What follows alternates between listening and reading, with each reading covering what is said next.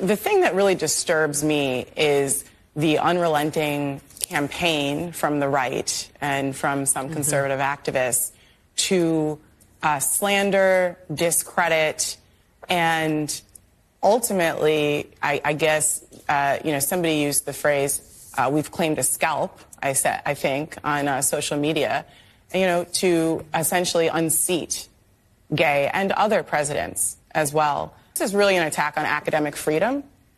It's an attack on people who are pluralists and believe that you should bring people from all over the world together of diverse backgrounds, and that you actually have more scholarly rigor and more value can be brought by having people from different backgrounds. This is an attack on diversity. This is an attack on multiculturalism. And I think that's why these presidents are under attack. That's why Claudine Gay was under attack. The fact that she's a black woman and the first person who is a black American to lead Harvard only added to their thirst to dethrone her. All right, guys. So in this continuation of the victimhood Olympics, okay, the oppression wars, right? We have to follow up on the story about the Harvard Affirmative Action Diversity Hire president, Miss Claudine Gay, resigning or being forced to resign after accusations of anti-Semitism and plagiarism that led to a bunch of big money investors and donors pulling out of the university, mainly in response to the allegations of anti-Semitism, okay, more so than anything, and causing Harvard to lose $1 billion, right? And when a university loses $1 billion in donations because of an affirmative action, diversity hire, woke academic who does not believe in free speech, but in this one instance, she allowed free speech, right? The wrong free speech. Yeah, you're going to have to step down, okay? Because you're costing the university money and you shouldn't have had a job in the first place, okay? The bourgeoisie Negroes are learning the hard way what their place is on the victimhood totem pole and what they're actually really useful for, which is votes, right? Because if you ain't got the money, then you really don't have power, okay? And don't get it twisted. That's what this really is about, right? She ultimately had to resign because Harvard was losing money over her having her job and her comments regarding the alleged anti-Semitism on Harvard's campus. So again, the woke revolutionaries have waken up to reality, and they're upset and they're pissed, okay? Because essentially they're watching a woke black woman who made history by being Harvard's first black female president. Yeah, she's getting tossed away like a used condom that broke, okay? And they really don't like that because it is a reality check on, again, their actual usefulness. And again, who is going to get priority in the victimhood Olympics. So now they're all boohoo whining and crying racism and bigotry and hate towards black people because that's the only way that they know how to argue when it comes to anything, which is why Claudine Gay got herself in this situation in the first place, because she embraced the same victimhood politics that ultimately she became a casualty of. But again, the woke revolutionaries are too stupid to actually realize that that's what happened, right? So therefore, again, they continue to make the problem even worse by crying racism, hate, and bigotry instead of actually engaging in the real subject matter, in the real argument. Take a look. I think the gotcha mentality, though, is in fact the point. Let's just be very clear. The testimony from the presidents, horrific. So the horrific. It was absolutely terrible. They answered a human question with an academic answer that they were prepped by their universities, quite frankly, to give. So that's and law firms. And law firms, terrible okay? Staff work terrible staff work, okay, yeah. across the board. But on top of that, what happened in the aftermath of that, particularly as it relates to Dr. Gay, the calls came and said she was terrible in this hearing and she's unqualified. In 387 years, only 2 women have been president of Harvard University. The first woman was before Claudine Gay. Only 1 black woman has been president. And that black woman now, 6 months after, has resigned from her job because, and look at the statement, it's in the best interest of Harvard to resign so the community can navigate with focus on the institution rather than an individual. Harvard decided that it was unable to continue to weather the storm. And while I don't think the culture wars, frankly, that play out on campus campuses across the country will eventually have the biggest effect in general come 2024. What will have an effect, as Doug said, is how Jewish students feel on college campuses, how Arab American students feel on college campuses, and how every Black professional in America can turn on their television today, see this news about Dr. Claudine Gay, and all have the same reaction. It looks as though she was targeted. Yeah, so Jadakiss, I meant Simone Sanders. Yo, shout out to Chaotic Truth for that, okay? He said that Simone Sanders is Jadakiss. But anyways, Jadakiss, I meant Simone Sanders. She's essentially alleging that Miss Claudine Gay lost her job because she was targeted for being a Black woman, okay? And this follows as you have a ton of the woke revolutionaries, the Black bourgeoisie, okay, of the internet. They're upset because people are saying that, well, she got fired, but she wasn't qualified to be in a position in the first place, right? And the plagiarism accusations are just evidence and proof that, hey, she wasn't qualified for the job, which I agree with. She was not qualified based off her academic career in the papers that she published. I mean, she literally tried to censor scholars, Black scholars, by the way, that published more work in a year than she published over her whole career, just because the work that he published was anti-woke and it went against the narrative. Again, she's a victim of the same type of woke victimhood politics that she embraced at Harvard, okay? She weaponized that in order to try to discriminate against whites when it comes to admission standards and things of that nature, to censor speech on campus that she didn't like. But ultimately, she shouldn't have got the job in the first place, and everybody knows why she got the job. It's because she is a Black woman, okay? Everybody knows that. This is what the liberals and Democrats openly say out loud when it comes to people like Kamala Harris, or when it comes to Ketanji Brown Jacksons or the Corinne Jean-Pierres of the world, right? They appoint these people to be in positions that they're not qualified for. They're telling you straight up, I only appointed them, or they're only in a position because they're Black and they allegedly have a vagina. Therefore, this is why I'm doing it, for virtue signaling points, not because of their actual qualifications. Lo and behold, they're terrible at their jobs, especially somebody like Corinne Jean-Pierre, by the way, right? They're terrible at their jobs. They get criticized for being terrible at their jobs, and then the woke revolutionaries cry racism. Well, you're saying she's terrible at her job because she's Black, and you're trying to bring down any Black person who's in a position of power because you hate Blacks. And it's like, no, we don't hate Blacks. We just don't like the fact that people are being put into positions of power based off their skin color, who they like to sleep with, their genitalia, whether or not they like their genitalia. Yeah, we like meritocracy, right? This is what our society is supposed to be based off of, right? And diversity, equity, and inclusion is in direct opposition to that. So yes, there's going to be pushback, right? So with that being said, again, the woke revolutionaries are upset, and I want to respond to some of the woke revolutionaries because they're essentially demanding the same thing that got them in this situation in the first place, which is that Harvard needs to hire another Black woman to replace her, right? We're going to get into that. But first, let's read Ibram X. Kendi, okay, who's, again, saying that this is racist, right? He's saying, when a racist mob attacks a Black person, it finds a seemingly legitimate reason for the attack that allows for it to accrue popular support and credibility, in which allows the growing mob to deny they are attacking the person in this way because the person is Black, right? Basically what he's saying is that if you're Black, you're immune for any type of criticism, okay? Even if the criticism is legit, because any criticism of a Black person has to be because they're Black, not because the criticism is legit, right? You see what's going on here, right? This is just a way to make sure people like him can never be criticized for things that definitely deserve criticism, right? It's pretty sinister stuff. That's how anti-Black racist attacks have been justified. The seemingly legitimate reason, in this case at Harvard, is primarily academic misconduct or plagiarism. The question to assess whether this was a racist attack isn't whether Dr. Gay engaged in any misconduct. Okay, so you see what he's saying here, right? It doesn't matter if the criticism are true. It doesn't matter if she actually did engage in academic misconduct. It doesn't matter, right? It's still racist, okay? It's still racist. Doesn't matter if she did wrong, okay? This is what he's saying. The question is whether all these people would have investigated, surveilled, harassed, written about, and attacked her in the same way if the Harvard president in this case would have been white. I think not. Well, again, I think you're wrong, right? I think the real question is whether or not they would have surveilled, harassed, written about, or attacked her in the same way had she not said what she said during the so-called anti-Semitism hearing, right? That's where Kendi would actually be onto something here, right? But this has nothing to do with her being white, because there was a white university president that basically was forced to resign as well too because of the anti-Semitism hearing, right? In which she did not adequately, stand up against anti-Semitism enough, right?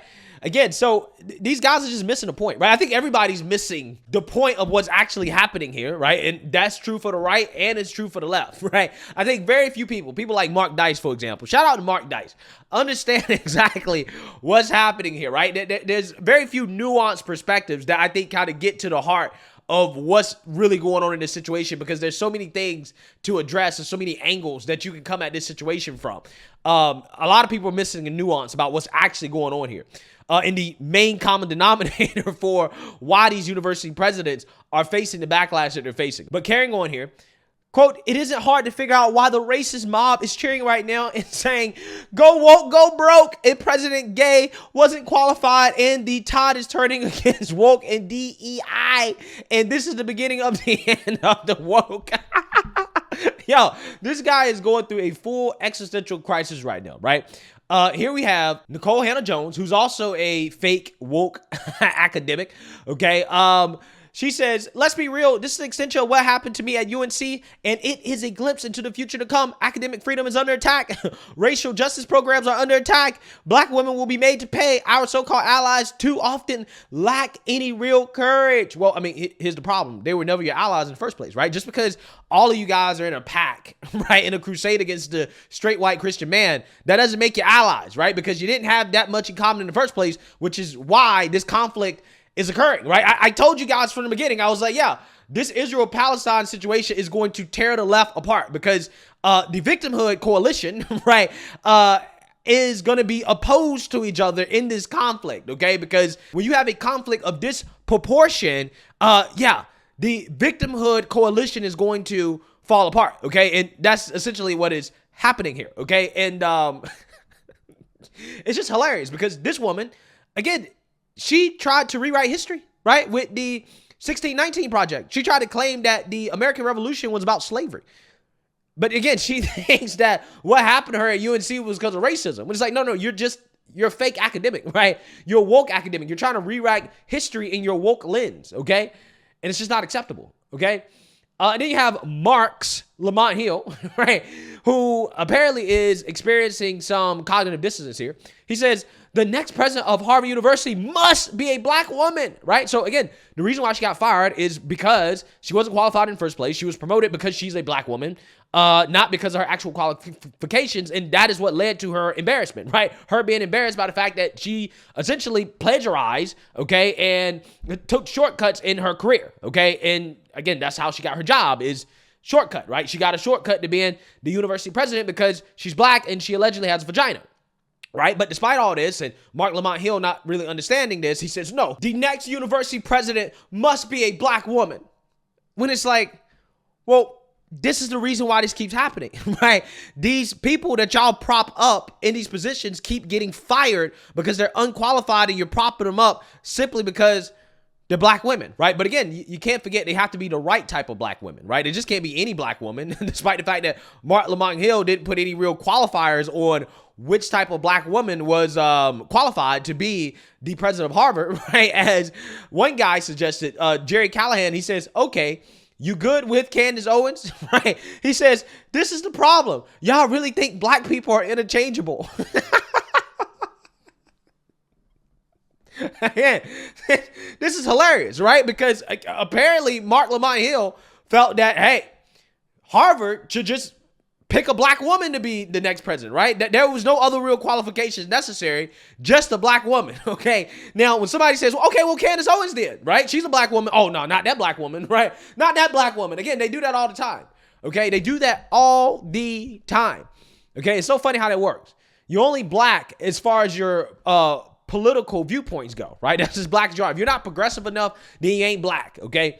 And of course, Mark Lamont Hill gets fried up in the comment sections for this because this is extremely stupid. Viva Free says, you really are too stupid for words. Leftism says, is there anyone who is less self-aware than your dumb self? CJ Pearson says, that's literally what you believe. This person says, quote, the next one has to be a black woman. Black women aren't interchangeable. Pick one. LOL, this dude did a 180 fast when people started naming conservative black women. That tells you everything you need to know. Exactly. Exactly. It tells you exactly what you need to know. It's so funny. This person says, sir, you're the one advocating that one black woman must be replaced with another black woman. He just gave you a suggestion of an intelligent, strong black woman that might fit the bill to be the next Harvard president. Personally, I think it should be someone more in touch and more experienced with academia, like the woman whose work Gay plagiarized, Dr. Carol Swain. Perhaps Carol Swain, highly qualified. Again, this is hilarious. This is hilarious. Saul Satka says, wait, are you related to the Mark Lamont Hill who called for interchanging a black woman with a black woman with no other qualifications mentioned? Yeah, exactly. It's hilarious. These people are hypocrites. But we must remember here, for full context, right? Mark Lamont Hill is the same guy who himself is a victim of the victimhood wars. CNN fired you for speech they deemed anti-Semitic. Why? Yeah, I don't know. They still haven't told me that. They never told me it was anti-Semitic, and it wasn't anti-Semitic. Well, for people that don't know, what did you say that allegedly got you fired? We're gonna play a clip too. We have an opportunity to not just offer solidarity in words, but to commit to political action, local action, and international action that will give us what justice requires, and that is a free Palestine. Yeah, I gave a speech at the United Nations. It wasn't like I had like a one-liner. It was a 22-minute speech where I laid out a criticism of the Israeli government. After you came from Palestine? After I came from Palestine. I got off the plane, went straight there. And after I gave that interview, there was some pushback. Some people were criticizing me. Yeah, guys, so isn't it hilarious, again, how these people all of a sudden realize that, hey, I'm not sure if it makes sense to call me anti-Semitic for simply just criticizing the Israeli government and not really engaging in the real conversation about the actions of the Israeli government and why I'm criticizing them, right? They seem to understand that concept when it comes to positions that they take that they don't want the bigot card pulled on them for, right? But when it comes to other things, like, for example, this Harvard president being unqualified and the arguments that people are making about her being unqualified. No. That's racist, right? You got to pull the race card, right? Any criticism of me is racist. And my criticism of anybody else, though, we have to debate that on the merit, right? Instead of debating all issues based off merit, stop pulling the bigotry card, whether that's the race card or the anti-Semitism card, right? Stop pulling it, okay? And just debate things based off merit. You wouldn't have this stuff happening, right? None of this would happen, okay, if it wasn't for the woke disease that has infected our media, okay, and has affected our political discourse. We've dumbed down our political conversation to the point where you cannot talk about any subject, right, without looking at it through the lenses of bigotry, right? You cannot debate anything based off the merits. No policy whatsoever can be debated based off merits only. It has to be looked at through the lenses of race and bigotry, okay? So again, these people, the same people that live and die by that, right, are complaining that now is being used against them, right? That's what's happening. The anti-Semitism card is being used on them the same way they use the racism card on everybody else. Again, I love watching the woke destroy themselves, right? It's so hilarious to me. However, I think that the end result of this will ultimately be less free speech, right? And that's the problem. But let's continue on here. We have Jamel Hill. She says, when white people are hired in any position, the automatic assumption is that they were the best. When black people are hired, it's assumed we got there because of affirmative action, which, by the way, doesn't mean underqualified. If affirmative action never existed, a lot of white people would still deeply believe in their own superiority because that is what they've been taught. Considering there have been 30 presidents at Harvard and Claudine Gay was the only black one in history, she had to be extremely qualified to even be in that position. But don't let me interfere with your racism. Go off. Now, this is in response to Gunther Eagleman saying affirmative action hires don't work. And then she responds to this guy. This guy says, affirmative action doesn't mean someone's underqualified, but its existence provides reasonable doubt that they are. She says, quote, we're going to get that reasonable doubt anyway. White people generally have had the majority of the significant leadership positions themselves. And the reason they have isn't because of merit, but for racism to work, it means the majority has to believe in their own superiority. Other groups aren't disadvantaged. White folks are just smarter and more qualified than everyone else. Well, tell that to the Asians, okay, who, whites aren't stopping, or put it this way, if they are stopping them from dominating the country, right, academia and the world, okay, China, they're doing a terrible job, right? Whites are doing a terrible job of stopping the Asians, right, who are outperforming whites, okay, at a number of things, okay, again, particularly the United States, and again, look at China, right, and the growth of China definitely, again, I think it's going to overtake the United States as the world's #1 superpower in the very least the next 20 or 30 years or so, because of the disastrous decline of this country thanks to diversity, equity, inclusion, okay, and things like that, and the lack of merit and meritocracy in this country anymore. But with that being said, again, it's funny to me because here's the problem, right? Jamel Hill, essentially her argument is that, well, black people, regardless of whether or not affirmative action exists, white people are going to always question their qualifications simply because they're black. When that's just not true, right? Like, for example, has anybody ever questioned the qualifications of somebody like Ben Carson, right, as one of the greatest neurosurgeons ever, despite the fact that he's black? Has anybody ever questioned that, right? Has anybody ever said, Ben Carson is an affirmative action neurosurgeon, right? This is a guy that led a team of 70 surgeons, okay? This guy was performing neurosurgery to separate conjoined twins, okay? Has anybody ever said that Robert F. Smith was an affirmative action investor, right? He's only in his position because he's black, right? Has anybody ever said that Ronald McNair was an affirmative action physicist and astronaut, right? He's only there because he's black? No. You know why? Because it is clear and obvious based off what these people have done and what they've accomplished that they've gotten to their positions because of merit, right? When it is clear and obvious that, hey, this person's smart, this person's earned it, this person has these qualifications, this person has done this, they've done that, and, they're get into a position of power, okay, or they get to a top level position, nobody ever questions it, right? Even if they're black, because everybody can see that, oh yeah, this guy's the real deal. He's the real deal Holyfield. He's legit, right? But again, when you come out here and you have people that overtly say, oh no, we must put people in power based off their skin color and their sex. Of course, people say, okay, well, what other qualifications do you have? What other qualifications are there for this person to be in this job? So yes, at that point, people are going to question somebody's qualifications if you're telling me straight up, overtly, oh yeah, well, we're just promoting people based off, race and sex.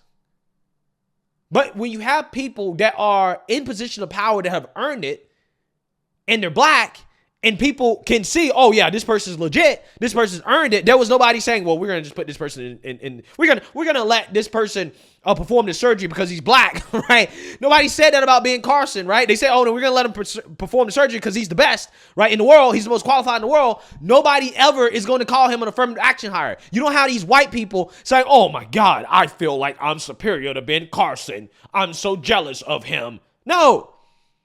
They're like, oh yeah, that guy's legit. If I needed to have a brain tumor removed, I'm going to get that guy, right? I don't care about being black. It has nothing to do with it. He's clearly the most qualified and the best in the world. But again, these are concepts these people, they seem to fail to understand and they fail to grasp. Because they want power and control by any means necessary. And what happens is that when you put these people in position of power, when they're clearly not qualified, stuff like this happens. And then you have to go through the embarrassment of having to defend a person who's clearly not qualified and they got fired because, again, they're not qualified. Because that's inevitably what happens. They end up being a disaster because they shouldn't have got the job in the first place. Again, it's absolutely amazing. It happens time and time again, whether it comes to Claudine Gay, Kamala Harris, Krenz Jean-Pierre, right? You name it. They're putting these people in positions of power because they're black. Look at Brandon Johnson, worst mayor in history. They voted for him because he was black, right? And look how that ended up. Look at the result of it. Absolute disaster and chaos for the city of Chicago.